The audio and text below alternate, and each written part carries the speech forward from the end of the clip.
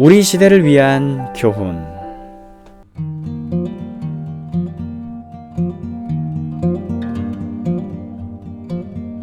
이제 한 발 뒤로 물러서서 메이체의 생애와 사역을 돌아볼 때 우리는 우리 시대를 위해 무엇을 배울 수 있습니까? 첫째로, 메이첸의 생애와 사상은 우리 모두에게 언어 사용에 있어서 솔직하고 편견이 없으며 분명하고 단도직입적이고 표리부동함이 없을 것을 요구합니다.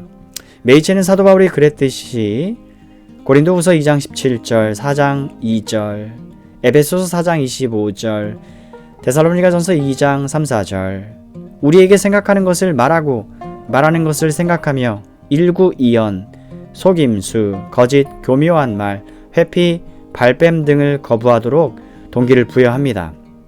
메이체는 우리에게 도덕적, 종교적 표현을 공리주의적으로 사용하는 행위의 위험성을 경고합니다. 그런 행위는 오늘날에도 여전히 만연해 있습니다. 예컨대 로이 백은 미국 최대 동성애 옹호단체인 인권운동 기금의 대변인인 그레고리 킹의 말을 인용했는데, 킹은 워싱턴 타임스 지에다 나는 개인적으로 미국의 대다수 여성 및 남성 동성애자들이 전통적 가족과 미국적 가치관을 지지한다고 생각한다고 말하면서 미국적 가치관을 관용, 배려, 지지, 공동체 의식으로 정의했습니다. 이것은 어떻게 도덕적 함의를 지닌 말이 도덕적 내용은 빠진 채로 도덕적으로 유리한 고지를 차지할 목적으로 특정 이익 집단에 의해 제멋대로 사용되어 왔는지를 보여주는 좋은 실례입니다. 이런 말들은 마치 일종의 가치관인 것처럼 들리지만 알맹이가 없습니다. 무엇에 대한 관용입니까? 모든 것에 대한 관용입니까? 어느 것에 대한 관용입니까? 관용의 기준이 명확하지 않습니다. 무엇에 대한 배려입니까? 그런 배려는 어떤 식으로 표현됩니까? 구제를 위한 반대나 동정적인 승인으로 배려의 기준이 명확하지 않습니다. 무엇에 대한 지지입니까? 파괴적이고 잘못된 행동에 대한 지지입니까? 아니면 그런 행동은 잘못된 것임을 인정하고 그것을 극복하기 위해 용감하게 싸우는 사람에 대한 지지입니까? 지지의 대상이 명확하지 않습니다. 어떤 연합의 기준을 지닌 공동체입니까? 행위에 대한 공동된 승인, 무엇이 옳고 그른가에 대한 공통된 시각, 무엇이 옳고 그른가에 대한 공통적 무관심, 여기서도 기준이 명확하지 않습니다. 하지만 이러한 네 가지 가족적 가치관, 각각의 반대되는 말, 괄호 열고 편협함, 무관심, 억압, 이기심, 닫고는 모두 왜 동성애 단체에서 주장하는 이 네 가지 가치관이 부적절하며 심지어 그들이 이런 말을 사용하는 것은 잘못된 일일 수도 있는지를 간략하게 보여주기 어려울 만큼 부정적인 의미를 지니고 있습니다. 이제 남은 것이라고는 정직과 진리를 최고로 여기지 않는 언어에 대한 공리주의적 관점에 좌우되는 말밖에 없습니다. 메이체는 우리에게 이것은 새로운 현상이 아니며 교회와 그리스도의 대의에 해를 끼친다는 점을 보여줍니다. 둘째로, 메이체는 우리 시대 교리적 무관심주의에 대해, 그리고 공리주의적 사고, 실용주의는 성공의 유일한 소망이며 교리를 설교하거나 가르치는 일은 실패의 지름길이라는 생각을 우리가 거의 당연하게 받아들인다는 사실에 대해 경종을 울립니다. 교리의 가치에 대한 이러한 회의는 하나님의 영광과 하나님의 구원 방식, 그리고 그 모든 것이 실제의 삶과 어떻게 관련되는지에 대해 열정과 명쾌함과 흥미와 전율과 진정성이 없는 좋지 않은 설교에 기인합니다. 도로시 세이어스가 말하는 대로 교리는 드라마이며 우리가 이 사실을 우리 설교와 가르침과 글을 통해 사람들에게 보여주지 못하는 이유는 우리도 하나님의 영광과 하나님의 모든 가르침의 위대함을 보고 느껴보지 못했기 때문입니다. 교리 설교는 혼란스럽거나 지루하지 않아야 합니다. 메이체는 이렇게 말합니다. 그런 오류는 의심할 바 없이 피해야 합니다. 하지만 그런 오류는 교리 설교를 포기하는 방법이 아니라 교리 설교를 실제적인 설교로 만드는 방법으로 피해야 합니다. 설교자는 정중하게 성경에 담긴 교리를 제시해야 합니다. 하지만 그는 가슴의 열정으로 교리 설교에 불을 붙여야 하며 교리가 그리스도인의 삶에 어떻게 열매를 맺을 수 있는지를 보여주어야 합니다. 셋째로 메이첸의 생애는 우리에게 참된 복음을 보존하고 전파하는데 기관 및 제도를 세우고 유지하는 것이 얼마나 중요한지를 가르쳐 줍니다. 메이첸과 같은 진리에 대한 비전과 세계관은 단지 몇몇 그리스도인의 머릿속에서만이 아니라 선언문과 신앙 서약, 선교지와 책과 학술 잡지와 영속적인 단체와 장기적인 공식적 서약 속에 보존되어 있습니다. 마크 놀은 이렇게 말합니다. 9. 프린스턴 학파의 정신은 프린스턴 신학교, 프린스턴 리뷰지, 찰스 하츠의 조직신학, 북장로교회, 보수파 등 훌륭한 기관 및 제도 속에서 고백적 칼빈주의를 구현해 왔습니다. 물론 기관 및 제도를 세우고 유지하는 일이 세상에 그리스도의 진리를 전파하는 유일한 길은 아닙니다. 또 그런 기관 및 제도가 진리를 보존한다는 명목 아래 도리어 진리를 전파하는 데 방해가 될 경우도 많습니다. 그럼에도 불구하고 기관 및 제도는 반드시 나쁜 것만은 아니며 대체로 사역에 있어 더 은사주의적이고 자발적인 개인주의에 대한 집중과 바람직한 긴장관계에 있습니다. 나는 개인적으로 내가 성장한 가정의 환경과 휘튼 대학과 풀러 신학교 그리고 내가 지금 섬기고 있는 교회로 인해 진심으로 하나님께 감사드립니다. 하나님의 은혜로 이러한 기관 및 제도들은 내게 깊은 영향을 줄 수 있도록 진리와 의의 힘을 보존하여 구체적으로 보여주었습니다. 나는 각자가 자신이 가진 확신과 가치관과 꿈을 어떻게 가지게 되었는지 진지하게 생각해 본다면 진리와 선함과 아름다움의 직접적인 매개자들은 기관 및 제도의 내부와 주변에 있었던 개별적인 스승, 친구, 저자였음을 부정하거나 평가절하하지 않고도 기관 및 제도는 지금의 우리 자신을 형성하는 데 큰 역할을 했다는 사실을 거의 우리 모두가 깨닫게 될 것이라 생각을 합니다. 넷째로 메이첸의 경험은 우리로 하여금 기독교에 대해 의심을 품고 있는 젊은 구도자들에게 인내심을 가질 것을 요구합니다. 메이첸은 그에게 그 모든 것을 극복할 수 있도록 기회를 준 교수들과 부모님에 의해 그리스도의 나라와 교회를 위해 구원을 받았습니다. 메이첸은 다른 이들의 깊고 변함없는 이해심 때문에 결국 승리와 영혼의 평안을 찾았다고 말합니다. 이 점은 특히 의심으로 사회의 길에 들어설 수 없을 것이라는 메이첸의 두려움에 사랑과 인내로 대처한 그의 어머니, 아버지에게서 잘 나타납니다. 메이첸의 어머니는 메이첸이 독일에 있었던 시절인 1906년 1월 21일에 그에게 이렇게 편지했습니다. 하지만 나는 이 한 가지 사실만은 너에게 확신시켜 줄 수 있단다. 네가 무슨 일을 하더라도 내가 너를 사랑하지 못하게 할 수는 없다는 사실 말이다. 어떤 일을 하더라도 말이야. 날 근심하게 하는 건 쉬운 일이다. 이 어미는 걱정이 너무 많아 탈일지도 모르지. 하지만 너를 사랑하는 내 마음은 절대적으로 요지부동이란다. 무슨 일이 닥치더라도 이 사실만은 믿으렴. 나도 널 믿어. 그리고 네가 어떤 일을 하더라도 하나님이 너에게 힘 주셔서 길이 열릴 거라고 믿는다. 메이첸의 아버지는 1906년 1월 26일에 메이첸에게 이렇게 편지했습니다. 결국 네가 어떤 학문 분야로 들어서든지 관계없이 그동안 네가 공부하면서 보낸 세월을 허송세월로 여기는 건 바람직하지 않아. 금전적인 문제는 신경 쓸 필요 없다. 그 점에 대해서는 내가 보장해 줄 수 있지. 메이첸은 1906년 2월 4일에 아버지에게 보낸 편지에서 자신의 삶에 미친 부모님의 영향력을 다음과 같이 인정합니다. 제가 아버지와 어머니에게서 받은 영향이 없었다면 저는 오래전에 신앙이나 도덕적인 삶에 대한 모든 생각을 버렸을 거예요. 제가 이곳에서의 기회를 통해 어떤 유익이든 얻을 수 있었다면 그 유일한 원동력은 아버지와 어머니 그리고 아버지께서 제게 주신 기독교적인 가르침이 영혼 안에서 늘 나에게 머물러 있는 것입니다. 부모님뿐 아니라 프린스턴 신학교에서 처음 몇 년간 함께 일한 그의 동료들도 그를 도와주고 그의 정통 신앙을 지켜주었습니다. 그는 1915년 5월 3일에 신약학 조교수 취임 강의에서 자신과 가장 가까운 동료였던 윌리엄 암스트롱에게 다음과 같은 놀라운 찬사를 바칩니다.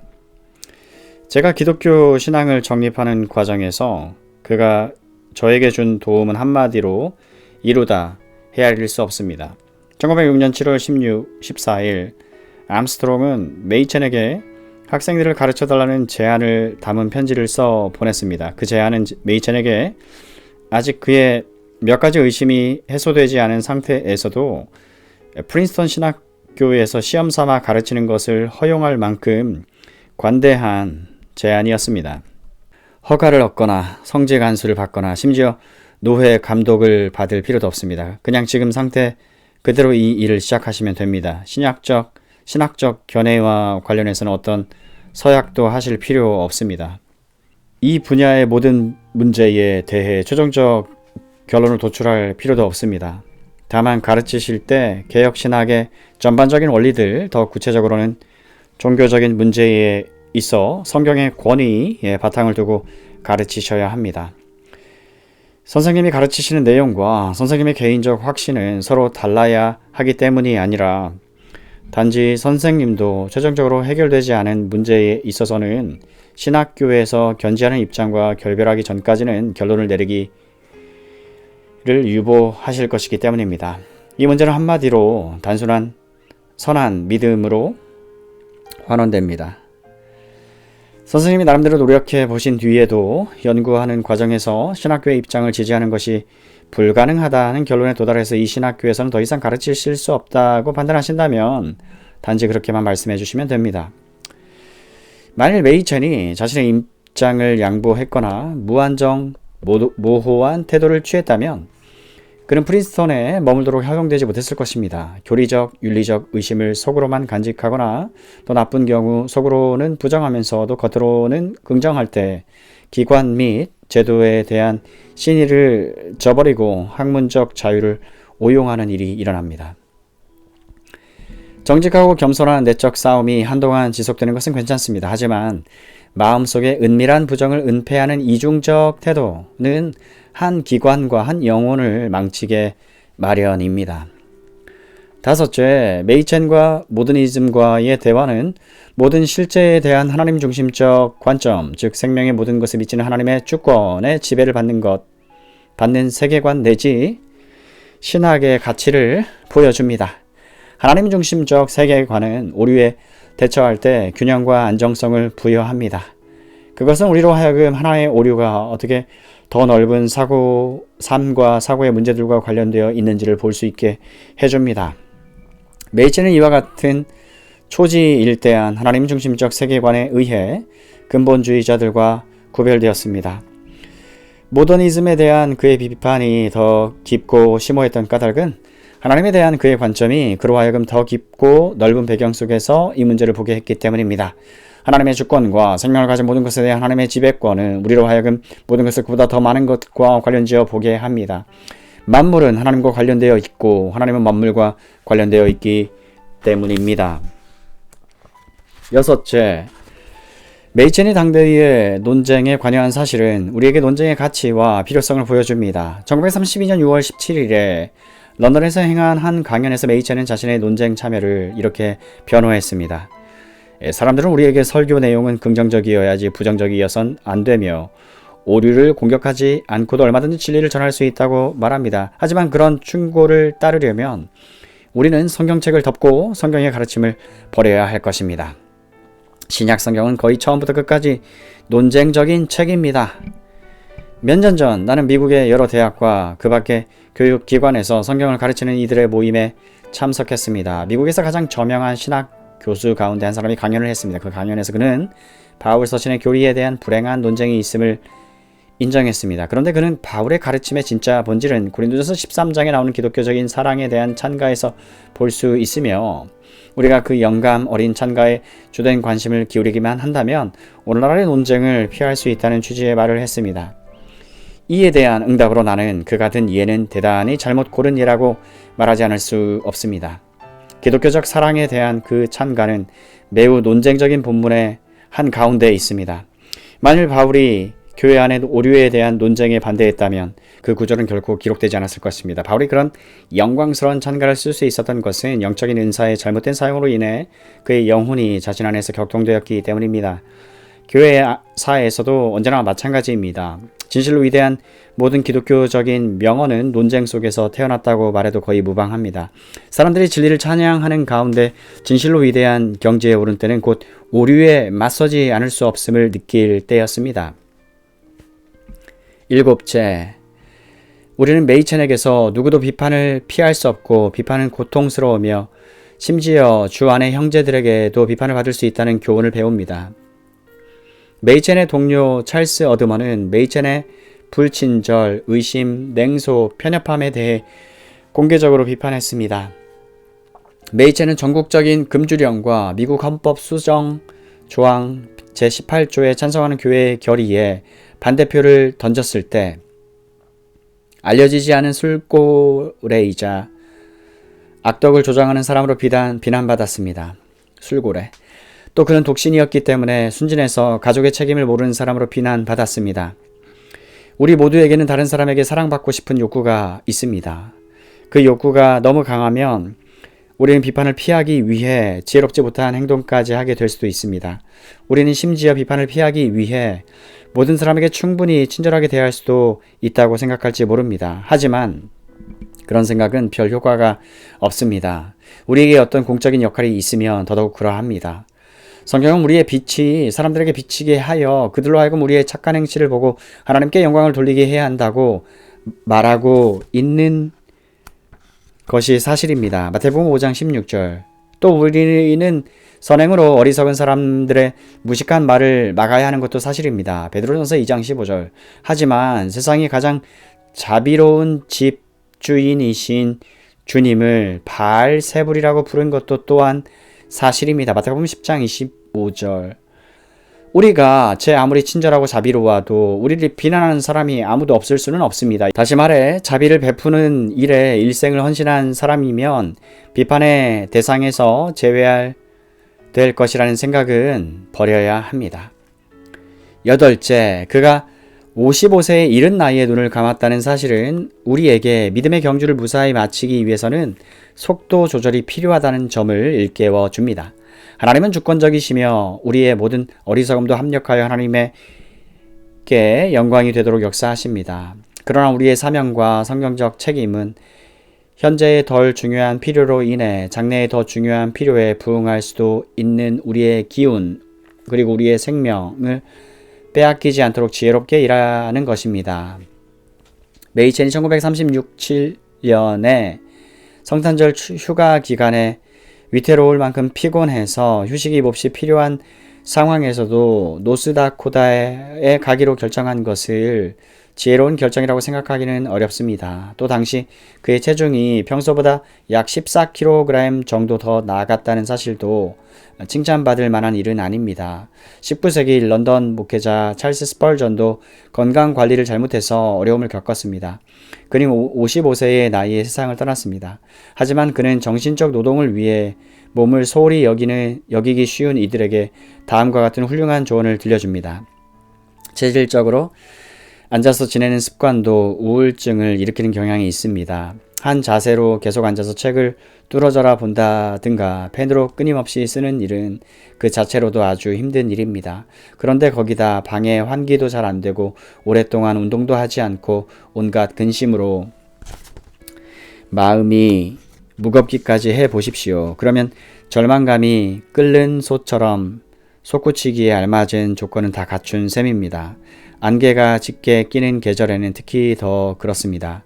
히스 관목 사이로 벌들의 윙윙대는 소리, 숲속에서 산비둘기가 구르르르 울고 온갖 새들이 지저귀는 노랫소리, 세차게 흐르던 시냇물이 어느새 졸졸 흐르는 소리, 솔가지를 스치는 산들 바람소리, 이 모든 것을 잊고 사는 사람이라면 마음속에 노래를 잊어버리고 영혼이 점점 짓눌려 간다 해도 전혀 이상할 게 없습니다.